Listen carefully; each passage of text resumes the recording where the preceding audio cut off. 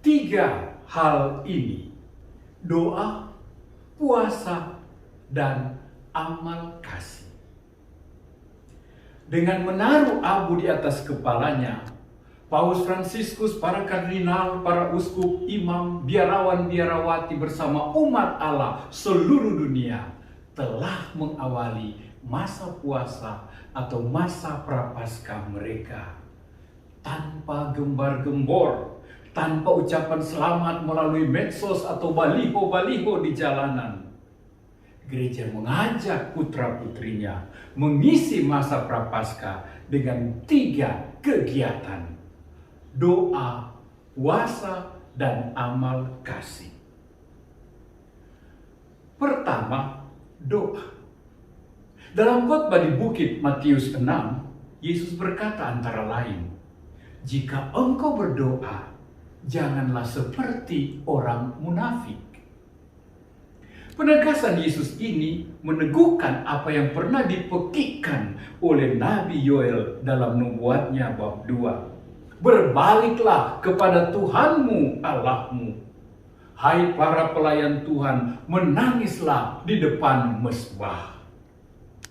Sebuah ajakan membangun relasi dengan Tuhan melalui doa. Apakah doa itu? Definisi klasik tentang doa adalah bercakap-cakap dengan Tuhan dan juga mendengarkan Tuhan. Santo Yohanes Damascenus berkata, doa adalah mengangkat hati dan budi kepada Tuhan. Banyak dari kita masih ingat ajakan Latin, bahasa Latin dalam prefasi, "Sursum corda, habemus ad Dominum." Angkatlah hatimu kepada Tuhan, sudah kami arahkan. Mungkin bagi kita orang sibuk, orang kerja, filosofi kita adalah time is money. Tidak kerja, tidak makan. Lalu untuk apa berdoa? Tidakkah itu membuang waktu? Manfaat apa yang kita bisa dapatkan dari doa? Tidakkah doa hanya membuang, hanya kehilangan waktu semata-mata? Begitu kata orang modern saat ini. Seorang bapak, pekerja, pencari duit yang gesit, pintar menemukan peluang pasar di masa sulit, berkata sinis kepada istrinya, seorang aktivis gereja. "Apa yang kau dapat dari doamu, dari misamu? Kau justru kehilangan banyak, kehilangan waktu, kehilangan uang, kehilangan kesempatan dalam kesempitan, kau kehilangan rezeki. Rugi saja." Sang istri menjawab, "Ya benar, karena doa saya kehilangan banyak hal. Saya kehilangan marahku padamu, yang kasar, suka teriak, caci maki, dan sinis. Saya kehilangan jengkelku pada tabiat karaktermu yang serba negatif, penuh curiga, prasangka, dan buruk. Saya kehilangan rasa bosanku dalam melayani engkau, dalam bersikap tetap baik, hormat, dan santun padamu. Doa dan misa membuat saya bertahan sampai saat ini. Tanpa doa mungkin sudah lain cerita kita. Memang doaku membuatku kehilangan rasa marah, rasa jengkel, rasa bosanku padamu." Sang suami pun terdiam, baru tahu dia. Oke, apa yang kita ucapkan, apa yang menjadi isi dalam doa-doa kita? Saya memberikan panduan sederhana. Perhatikanlah 4 huruf ini. H, A, C, T, and S. A for adoration. C for contrition.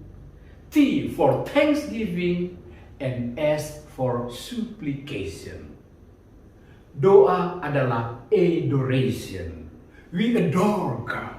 We worship God. Kita menyembah Tuhan, mengakui keberadaannya, keberdaulatannya, ketuhanannya, kekuasaannya kepada kita. Kita beribadat, kita sujud, kita menyembah Dia, kita tunduk, kita takwa padanya. Dalam doa kita mengakui Dia ada. Dialah Tuhan, Dialah pencipta kita, dan kita adalah makhluk ciptaannya. Dialah asal dan juga tujuan akhir kehidupan kita. Dalam doa kita menyatakan, mengungkapkan iman, hormat, cinta, dan bakti kita kepada Tuhan, Sang Pencipta dan Pencinta. Dia Allah, Dialah Tuhan kita. Doa adalah kesempatan untuk contrition di hadapan Tuhan. Kita sadar akan kekurangan, kesalahan, kealpaan, bahkan dosa kita. Dan itu mendorong kita untuk menyesal, untuk bertobat, dan untuk mau berubah. Kita menyesali pelanggaran dan kelalaian kita yang sudah melawan hukum kasih-Nya, melawan ajaran dan perintah-perintahnya. Dan pertobatan ini juga membuat kita mawas diri, mengenal diri, dan mau merubah diri. Dalam doa, kita dibawa untuk mengenal diri. Kita bisa membuka diri di hadapan Tuhan dengan doa, dengan perkataan kita. Maka doa adalah kesempatan berbincang dengan Tuhan tentang rencana-rencana perbaikan diri kita. Doa adalah kesempatan untuk thanksgiving. Ada begitu banyak kebaikan, penghasilan, usaha, berkat, rahmat yang Tuhan berikan kepada kita. Alam, udara, tanah, air, sawah, ladang, laut. Nafas, kehidupan, kesehatan, pekerjaan, bakat, talenta. Kekeluargaan, persaudaraan, pasangan, orang tua, kakak, adik, handai, taulan. Sahabat, rekan kerja, dan lain-lain. Nah, doa adalah kesempatan to say thanks pada Tuhan untuk begitu banyak kebaikannya terhadap kita. Tuhan sudah memberi, masakan say thanks saja kita begitu pelit. Coba saja kau memberikan permen yang enak kepada anakmu, lalu dia hanya merenggut dari tanganmu, lalu pergi menghilang tanpa sepatah kata pun. Kau pasti akan dengan jengkel berkata, dasar anak tidak tahu adat, tidak tahu ajaran, tidak tahu berterima kasih. Nah, bayangkan saudara, jika Tuhan yang sudah memberikan segala-galanya kepada kita harus mengatakan itu padamu. Sudah kuberi nafas, pekerjaan, keluarga, tak pernah say thanks. Dasar anak kurang ajar, tak tahu adat. Tapi Tuhan tak mau mengatakan itu kepadamu. Doa adalah supplication, kesempatan bermohon pada Tuhan. Mintalah maka kamu akan diberi. Dan jika kamu sepakat meminta sesuatu pada Bapamu, Bapamu akan mengabulkannya. Lihat contoh dalam Injil. Ibu orang Kanaan berlutut bersujud memohon agar anak putrinya disembuhkan. Padahal dia orang kafir. Dan Yesus menyembuhkan. Yesus mengabulkan permintaannya. Lihat 4 sahabat yang menggotong teman mereka yang lumpuh dan menurunkannya dari atap rumah. Tepat di depan Yesus. Yesus menyembuhkan orang lumpuh ini karena iman. Karena perantaraan, karena permohonan sahabat-sahabatnya. Saudara, inilah hebatnya doa kita. Bukan hanya kita berdoa untuk diri kita sendiri, tapi kita dapat berdoa, bermohon bagi orang lain. Dan ini berkenan pada Tuhan. Iman kita, kesungguhan kita berguna bagi orang lain. Sangat mungkin kebaikan, keberhasilan, kesuksesan, ketahanan kita memanggul salib dan tantangan hidup adalah berkat doa-doa orang lain. Berkat doa papa dan mama, berkat doa anak-anakmu, berkat doa sahabat-sahabatmu, biarawan-biarawati, imam parokimu. para pertapa dan pendoa yang tidak kau kenal. Ingat, kita bukan hanya bisa didoakan, bukan hanya bisa berdoa untuk diri sendiri, tapi kita bisa dapat mendoakan orang lain. Itulah yang dimaksudkan dengan supplication. Doa permohonan bagi orang-orang lain. Doa memberikan kepada kita berkembang dan maju dalam pengembangan spiritual quotient, pengembangan hati dan perasaan. Kita belajar mengembangkan gerakan hati, mengasah kecerdasan rohani. Kita bukan hanya harus pintar, cakap dan cerdas, tapi tanpa pengalaman hormat, berbakti, mengakui kebesaran Tuhan, tanpa pernah mengenal kerapuhan, kesalahan, kekurangan pribadi kita, dan memperbaikinya, tanpa pernah menghargai, mensyukuri, melihat hal-hal positif di sekeliling kita pada orang lain, dan say thanks and praise the Lord untuk semuanya itu. Tanpa mengembangkan budaya belas kasih, kemurahan hati, solidaritas, dan kemuliaan berbuat sesuatu bagi yang lain. Bagaimana kita bisa meningkatkan hidup doa kita di masa prapaskah ini? Thomas Merton mengatakan, take time. Ambillah waktu, mulailah berdoa. Benar, beri waktu, ambil waktu untuk berdoa. Seperti orang yang mau berenang, tidak mungkin dia berenang hanya dari tepi kolam. Dia harus terjun, masuk ke air. Masa prapaskah adalah masa mengambil waktu untuk doa, mengintensifkan waktu untuk doa. Saya tahu masing-masing kita mempunyai level kehidupan yang berbeda dalam hal doa. Juga memiliki kepribadian berdoa, selera berdoa yang berbeda satu sama lain. Tapi ada begitu banyak cara doa yang so simple, so concrete, dan kita juga bisa melakukannya. Saya pernah menulis sebuah buku, Adakah Spiritualitas untuk Orang Sibuk? Di situ saya menganjurkan beberapa cara doa bagi orang-orang milenial masa kini. Yang pertama, tanda salib. Buatlah tanda salibmu dengan hormat, dengan sadar akan siapa yang kau panggil namanya, akan Tuhan, akan Trinitas Maha Kudus yang kau sebutkan namanya, akan Tuhan yang kau panggil untuk menguatkan budi pikiranmu, yang kau panggil untuk tinggal di dalam hati dan cintamu, dan menguatkan engkau dalam karya-karyamu, dalam menunaikan tugas-tugas dan panggilanmu. Engkau memanggil Tuhan untuk melindungi engkau bagaikan sebuah mantel, mengayomi, menjaga, melindungi. Buatlah tanda salibmu lebih pelan, dengan loving awareness, kesadaran yang penuh cinta akan Tuhan yang kau panggil namanya. So simple, and you can do it. Doa pagi dan doa malam, hampir semua kita memiliki kebiasaan yang sangat bagus ini. Mengawali sebuah hari yang baru terbit dengan lebih dahulu menyapa Tuhan, memanggil Tuhan, menghadap Tuhan, ulurkan tangan kepada Tuhan, berserah kepada Tuhan, mencintainya dan memohonkan penyertaannya. Dengan sebuah tanda salib, dengan tangan terulur, kita berserah. Dengan tangan terkatup, kita bermohon. Dan dengan beberapa baris kata, kita adore Him. Kita say thanks untuk hari yang baru.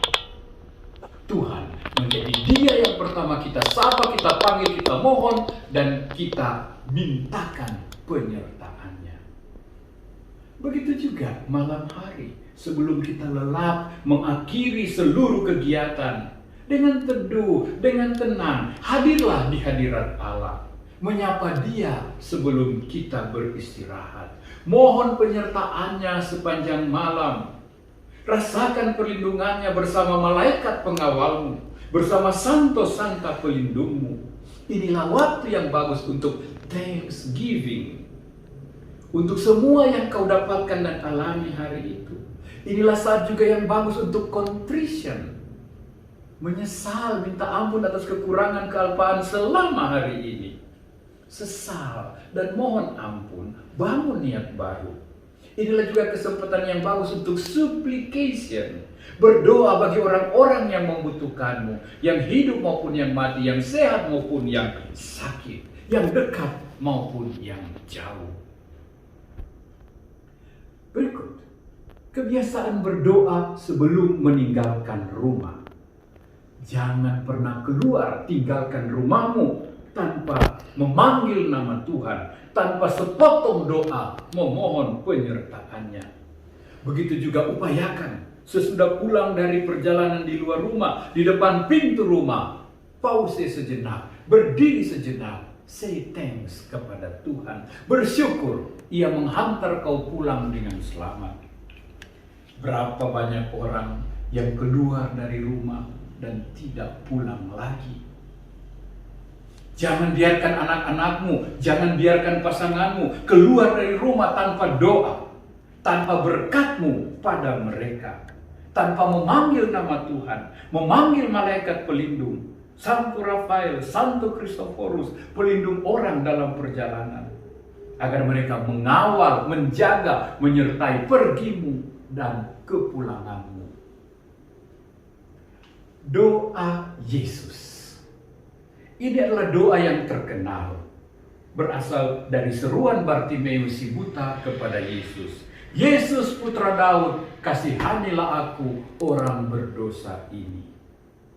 Bisa disederhanakan dengan lebih singkat.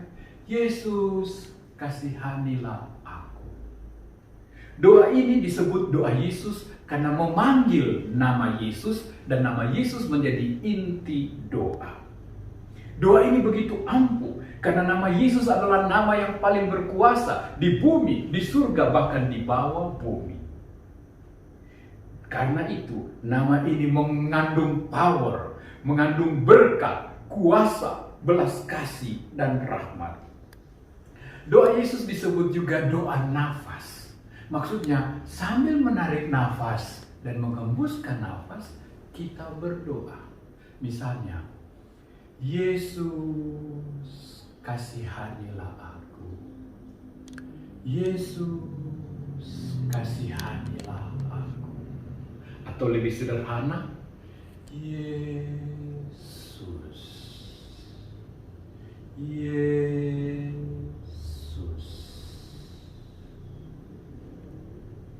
Kita dapat mendoakan doa ini dengan sedikit konsentrasi, dengan sedikit fokus, dan mengulang-ulanginya penuh kesadaran, dengan loving awareness. Anytime and anywhere.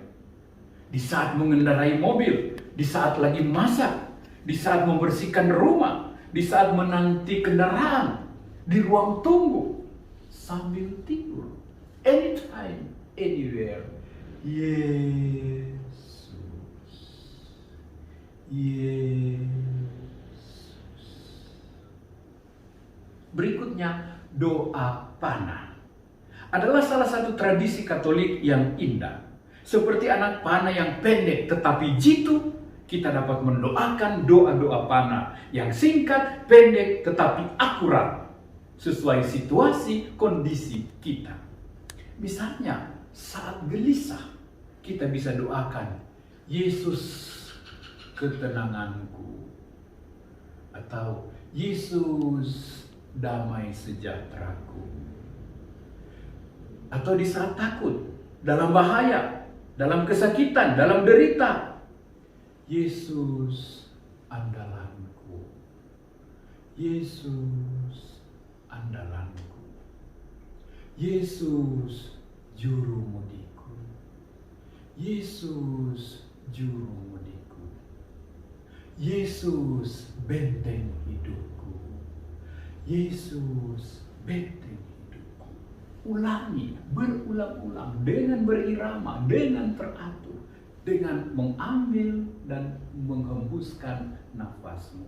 Di saat kau gembira, di saat kau happy dan enjoy, Yesus sukacitaku, Yesus penghiburku, Yesus segalanya bagiku. Berikut doa biblis. Maksudnya ialah ada banyak kalimat dalam kitab suci yang bisa dijadikan doa singkat dan dapat kita gunakan di mana perlunya. Ambillah kalimat-kalimat dalam kitab suci yang bisa menjadi doamu. Misalnya, ya Tuhanku dan Allahku, Tuhanlah gembalaku, aku takkan kekurangan. Jadilah padaku menurut perkataan. Pujilah Tuhan, hai jiwaku. Aku mengagungkan Tuhan, hatiku bersukaria. Tuhanlah penyelamatku. Perbuatan besar dikerjakan Tuhan bagiku. Terpujilah namanya. Dan ada begitu banyak kalimat-kalimat bagus suci yang merupakan doa yang ada dalam kitab suci. Doa-doa wajib, doa harian, doa mingguan. Seperti doa sebelum dan sesudah makan, sebelum dan sesudah bekerja, sebelum dan sesudah perjalanan. Hayatilah, ucapkanlah dengan sepenuh hati, hindari ketergesa-gesaan. Doa dalam bentuk mengikuti perayaan Ekaristi, hari Minggu, hari Raya, ini yang paling top. Karena Ekaristi adalah sebuah doa yang dahsyat, yang luar biasa. Misa adalah kesempatan emas untuk berdoa. Dalam misa ada doa tobat, ada doa penyembahan, ada doa permohonan supplication, ada juga doa pujian thanksgiving. Complete. Dan misa adalah puncak doa sekaligus juga sumber segala kekuatan dari hidup orang Kristiani. Pasti banyak dari kita yang sudah terbiasa dengan misa hari Minggu. Good job. Do it. Setialah dan bertahanlah. Dan tantanganmu di masa Prapaskah ini, ayo tambahkanlah misa harian. Sehari, 2 hari dalam seminggu. Misalnya, mulailah dengan hari Jumat, berkenan dengan hari pantang dan puasa. Ada mungkin yang sudah cukup lama meninggalkan Ekaristi dengan 100 alasan. Nah, pada masa Prapaskah ini pasti juga ada 101 alasan untuk coba lagi, untuk mulai lagi. Take time, kata Thomas Merton. Give Mass a chance. Doa-doa dalam kelompok, wilayah rohani dalam kelompok kategorial. Cobalah, beranilah ikuti, tambahkan kualitas pada doamu di masa Prapaskah ini. Teladani Maria yang mengunjungi rumah Elizabeth dan membawa doa berkat sukacita, bahkan kesembuhan dalam rumah itu. Teladani para rasul yang disuruh Yesus masuk ke rumah-rumah orang, bawa damai bagi setiap rumah yang kamu masuki. Cobalah juga yang lebih sulit, meditasi harian. Ada yang biasanya cocok berdoa lebih lama, lebih tekun, lebih tenang di pagi hari, silakan. Ada yang cocok di siang hari sesudah Angelus, silakan. Ada yang lebih cocok malam sebelum tidur, silakan. Take time. Buatlah meditasi yang sederhana, mulai dengan meneduhkan diri, menyadari Tuhan yang hadir di sampingmu. Dengan bantuan Roh Kudus membaca bacaan Injil harian, memilih satu ayat yang paling menyentuh hatimu, mengulangi ayat ini beberapa kali, lalu kau diam dan mohon, Tuhan, apa pesanmu lewat kalimat ini untukku? Dengarkan, rasakan, biar Tuhan berbisik, biar Tuhan menyampaikan sesuatu kepadamu. terimalah pesan itu dengan syukur. Rancanglah, arrange-lah sebuah niat, sebuah tindakan konkret untuk menanggapi pesan Tuhan tadi. Serahkan pada Tuhan, mohon berkatnya, and say thanks. Selesai.